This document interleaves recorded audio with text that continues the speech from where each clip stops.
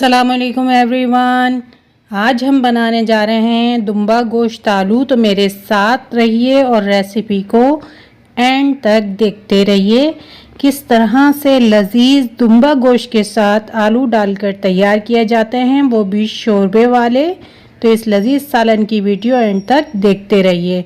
हमने यहाँ पर लिया है आधा कप कुकिंग ऑयल और इसको गर्म करने के लिए चूल्हे पर रख दिया है। अब इस ऑयल में शामिल करेंगे 2 दालचीनी के टुकड़े और 4-5 काली मिर्चें, ताकि ये तेल में अच्छी तरह कड़कड़ा लेंगे इनको। ये अच्छी तरह जब तेल में सिक जाएंगी तो फिर हम इसमें डालेंगे दुम्बे का गोश्त, जो कि हमारे पास आधा किलो की तादाद में मौजूद है। ये गोश्त आधा किलो गोश्त है दुम्बे का, और इसे डिम आंच पर हमने अच्छी तरह ऑयल में फ्राई कर लेना है।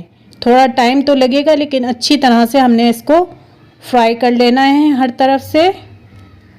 यहाँ पर आप देख सकते हैं कि दुम्बे का गोश्त हमने शानदार तौर पर फ्राई कर लिया है, और ये बिल्कुल हमने डिम आंच पर फ्राई करा है। थोड़ी देर लगी है, लेकिन ये शानदार फ्राई हो चुका है अच्छी तरह।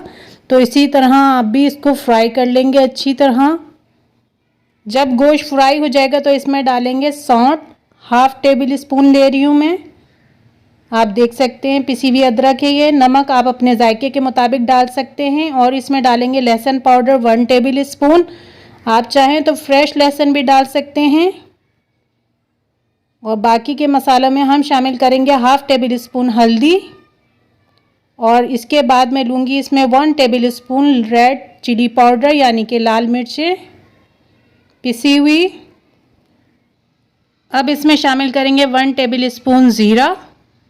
तो 1 टेबल स्पून ज़ीरा डाल रही हूँ मैं। 1 टेबल स्पून इसमें डालूँगी धनिया पाउडर, पिसा हुआ धनिया लिया है मैंने यहाँ पर।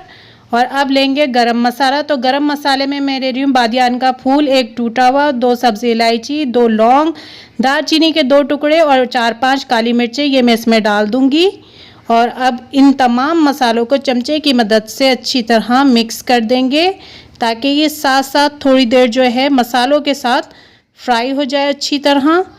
तो इसे डिम आंच पर इसी तरह मसालों के साथ थोड़ी सी देर फ्राई करेंगे। जब ये अच्छी तरह मसालों के साथ फ्राई हो जाएगा तो फिर हम इसमें शामिल करेंगे फ्राई प्याज। तो 2 अदद दरमियाने साइज़ की फ्राई प्याज मैंने जो ऑलरेडी फ्राई की हुई है मेरे पास, ये मैं इसमें शामिल कर दूंगी। अब इसी तरह प्याज के साथ और मसालों के साथ जो है कुछ देर हमने चलाते हुए इसको इसी तरह पकाना है। ध्यान रखना है कि ये लगे नहीं, बस थोड़ी सी देर हम इसी तरह इसको चलाते हुए पकाएंगे। तो चलाते रहेंगे हर तरफ से और इसी तरह पकाएंगे। और फिर इसमें शामिल कर देंगे 1 गिलास पानी। तो मैं यहाँ पर 1 गिलास पानी ले रही हूँ। ये आप देख सकते हैं 1 गिलास पानी है, इसमें शामिल कर दूंगी मैं। पूरा 1 गिलास पानी मैंने इसमें शामिल कर दिया है। और अब मीडियम फ्लेम पर जो है मैं ढकना कवर कर इसे पकने दूंगी उस वक्त तक जब तक गोश्त गल नहीं जाता। दुम्बे का गोश्त जल्दी ही गल जाता है, तो हम ढकना कवर कर इसको मीडियम फ्लेम पर पकने देंगे कुछ देर के लिए। और आप यहाँ पर देख सकते हैं कुछ देर बाद जो है पानी बिल्कुल खुश्क हो चुका है और गोश्त भी हमारा गलकर शानदार तौर पर तैयार हो चुका है।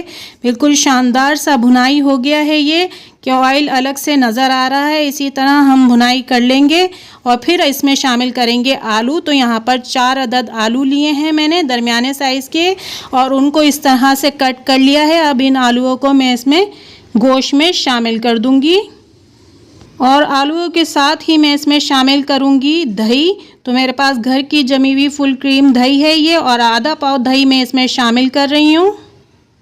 दही और आलूओं को अच्छी तरह मिक्स कर देंगे चमचे की मदद से, यानी कि हम आलू भी डाल चुके हैं और दही भी डाल चुके हैं। इन्हें अच्छी तरह मिक्स कर देंगे।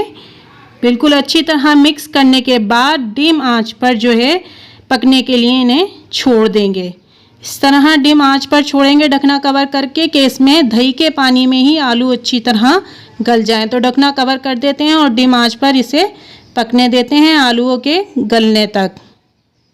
जब तक ये अच्छी तरह भुनाई नहीं हो जाएंगे उस वक्त तक पकने देंगे। और आप यहाँ पर कुछ देर बाद देख सकते हैं कि ये शानदार तौर पर भुनाई हो चुके हैं। हम चमचे की मदद से चलाकर भी देख लेते हैं कि अच्छी तरह जो है दही का पानी बिल्कुल सूख चुका है और इसमें आलू भी गलकर तैयार हो चुके हैं। इसी तरह हमने भुनाई कर लेनी थी इसकी। जब ये भुनाई हो जाएगा अच्छी तरह तो फिर हम इसमें शोरबे के लिए पानी शामिल करेंगे। तो मैं यहाँ पर शोरबे के लिए सिर्फ 1 कप पानी ले रही हूँ। अगर आप ज़्यादा पतला शोरबा खाना पसंद करते हैं तो पानी की तादाद बढ़ा सकते हैं। मैंने यहाँ पर 1 कप पानी शामिल किया है और इस 1 कप पानी को मैं 1 से 2 बॉयल आने तक पकने दूँगी।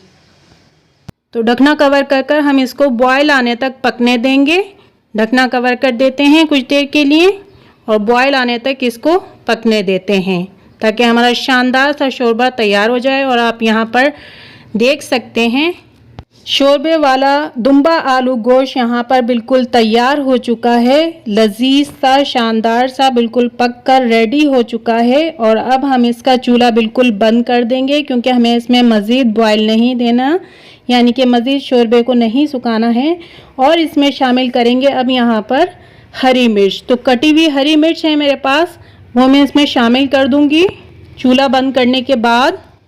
और इसे ढकना कवर कर छोड़ दूंगी दम में आने के लिए ताकि ये मिर्चें जो हैं इसी दम में अच्छी तरह बिल्कुल तैयार हो जाएं और शानदार सी खुशबू के साथ हमारा सालन बिल्कुल रेडी हो जाए। तो थोड़ी देर दम में आने देंगे।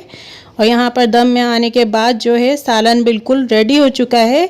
तो अब मैं इसे डिश आउट कर लूँगी। शानदार दुम्बा गोश्त आलू बिल्कुल रेडी है डिश आउट होने के लिए। इस तरह से मिर्चें दम में देने से शानदार सी खुशबू आती है हरी मिर्चों की सालन में। तो यहाँ पर आप देख सकते हैं कि मैंने सालन को डिश आउट कर लिया है।